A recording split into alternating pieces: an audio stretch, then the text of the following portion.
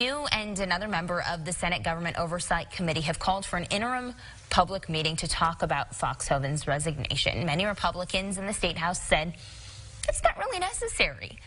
What's your response to that?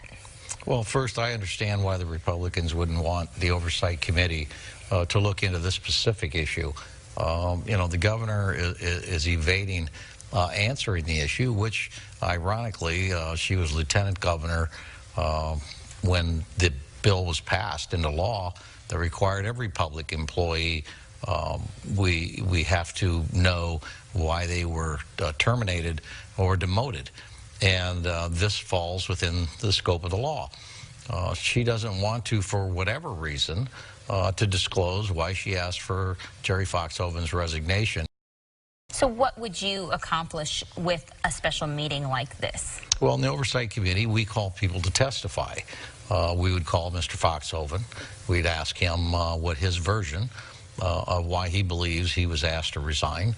We would call pertinent people that were involved in that decision or that action from the governor's office or the governor, and ask them to explain what was the reason for his resignation and try to get to the bottom of it. Iowans deserve an explanation and an honest answer. We're not getting an honest answer.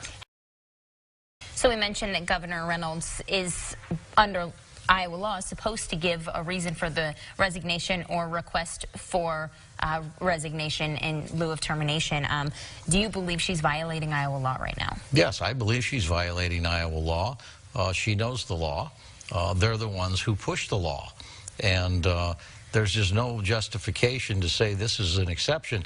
To say to Iowans that we have no record, that we have no record of this termination, makes no sense. I mean, there are notes, there are emails, there are phone conversations. This wasn't done in a vacuum with the governor alone.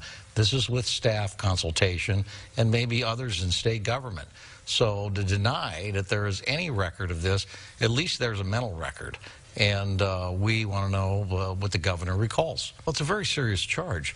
When the governor of the state of Iowa asks a department head to commit an illegal act, that's serious. And Mr. Foxhoven, when he said that, now he has to put up. He has to explain what he was requested to do, look at whether it was an illegal act. But ultimately, the governor needs to be responsible. The governor needs to be transparent. And she is not a very transparent governor. And that's a problem.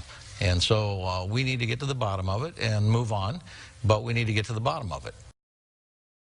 Can you quickly tell regular Iowans who aren't closely involved in this case, aren't reporters trying to get to the bottom of it with you, why should they care?